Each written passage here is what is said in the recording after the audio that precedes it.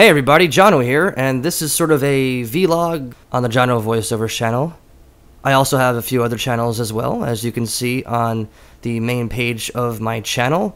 You can check out Valentino Games for TF2 action and other video games that I record, and you can also check out the CCG channel where I talk about card games. Not on motorcycles, but just card games as a whole. So, this is sort of a quick review of AnimeNEXT 2012. Overall, it was an okay experience. I had a blast with my friends. I had a blast at the panels. I did a panel this year called It's Toku Time, and we had a huge turnout for that one. We had to actually turn away people for the room. The room only held, I think, about 56 people, and we had about 80 plus online. So that was really cool. As our first panel, it was just crazy, and hopefully the video will be posted up sometime soon during the week, so you guys can actually check it out. So this is a sort of feedback for AnimeNEXT, and I would really put it on the forum, but I'm not. I don't like writing all this, oogles and oogles of paragraphs down about what can be done differently. We're gonna go jump into what was wrong with AnimeNEXT 2012. Let's go. Number one would have to be the long pre-registration line. If you guys were there day one, that registration line ran out to the parking lot, all the way to the back of the parking lot next to the Holiday Inn. That line was absurdly huge for pre-registration. I actually looked at my friend and I'm like, well, you gotta be kidding me. It can't be this long. And yes, it really was that long. Overall, it took us about 50 minutes to get our badge, and they didn't even have a booklet of all the panel information and the voice actors and the guests of honor, etc., etc. I had to get that the next day, and I'll talk about that in a little bit. So that was, it was about 50 minutes as opposed to last year, where it only took us about 15 minutes to get into the pre-registration line and get our badges. But, however, the good thing about it is the line moved very fluently, and the morale of the congoers was very, very high. There was way too many people this year.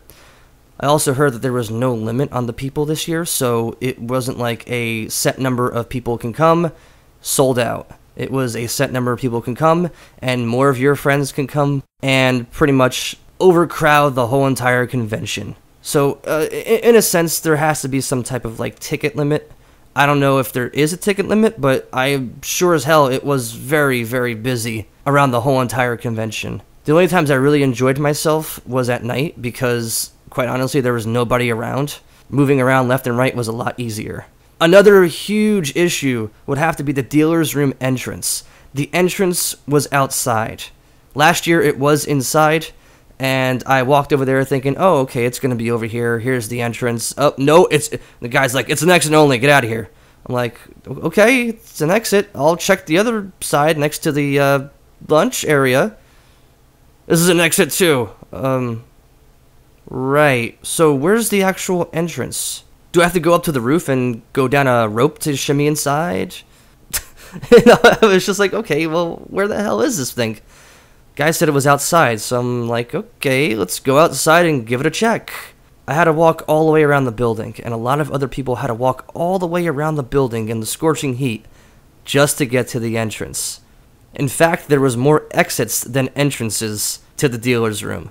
At one point, I also saw a queue lined up for the dealer's room. A queue lined up for the dealer's room because it was so many people. There were so many people in the dealer's room that they actually had to shut it down and formed a line next to the door. A quick tip for those AnimeNEXT executives, you might not want to have the dealer's room entrance outside. Another reason was Artist Alley. There actually wasn't that much to do with Artist Alley. It was Artist Alley. It was a lot bigger, which is a plus in my opinion. But there was still a sign on the wall that said no photography or videotaping will be taken in this area, yet people were doing that. This was my perfect opportunity and chance to photobomb a few people. And the only security was at the entrance and the exit of the Artist Alley. Number 4, outside. So, the first thing would have to be on a Sunday, the line for the autographs. While it was very huge, it was outside and we had to wait about an hour. Well, I got there in about an hour. If you weren't there within an hour, you probably couldn't get inside. It'll also be true for panels and masquerade parties, etc., where people had to stay outside in the scorching heat in their outfits. I'm surprised nobody, or at least there was no reports of incidents, fainting or dehydration. The biggest thing about conventions is always carry a bottle of water with you, especially when you're going outside or staying inside. It works perfectly and it'll keep you hydrated. I had my water with me and I knew I was going to stay in that line, and the sun was beating down and it was really, really hot. And I was talking to a few other people around me during the autograph line, and pretty much everyone else agreed that this pretty much sucked. A ton, I mean a ton of litter and garbage on the grounds of the DoubleTree and in between the DoubleTree and the convention center. I did not see any trash cans anywhere. No trash cans anywhere. Nothing. Not even, nothing. It was just terrible. There was nothing around to throw this garbage at. And, if you were the ones who put the garbage down there, then you guys suck. If you actually held onto your garbage and walked inside to throw it away, kudos to you guys. You guys know how to do con survival. You guys know how to make this con that much better. So shame on you for throwing litter on the ground. Shame. Another thing was at the Holiday Inn, in between both the convention center and the Holiday Inn, is a road. Last year there was a traffic cop. This year, there was no traffic cop. Yes, there were police over there, but they didn't really stop traffic. So it was like playing a game of Frogger, and it was fun. So what I did basically was wait for a whole entire group and run with the group. It worked out pretty well.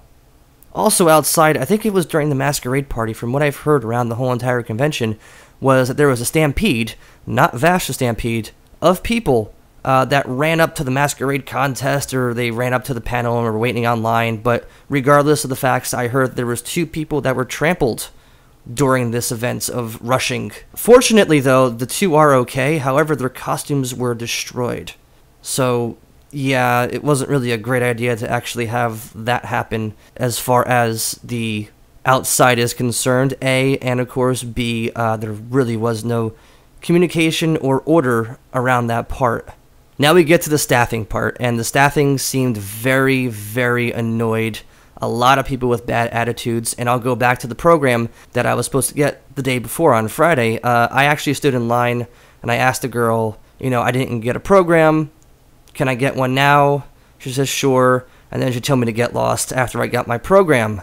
I understand you're working with a bajillion people who are dressing up in anime costumes and are fans and are sweaty, nerdy, doesn't matter, but you should not have the decency to say that to my face or say that to anyone else who's paid their good hard-earned money to be there to enjoy themselves. On my hand, I don't really take it as an offense. I'm just like, okay, well, they might be having a bad day. I'm pretty sure, seeing the line, it is a really bad day, and seeing how the convention floor is and how many people are there, they're pretty much having a bad day. However, with all the negative people of the security and support and whatever, there were a lot of diamonds in the rough. There were people that were very helpful. There were people that were very nice about their job there. So I'm actually kind of glad and respectful for those who have done a really good deed in sort of maintaining order for AnimeNEXT 2012. For those people who are negative, the hell with you guys.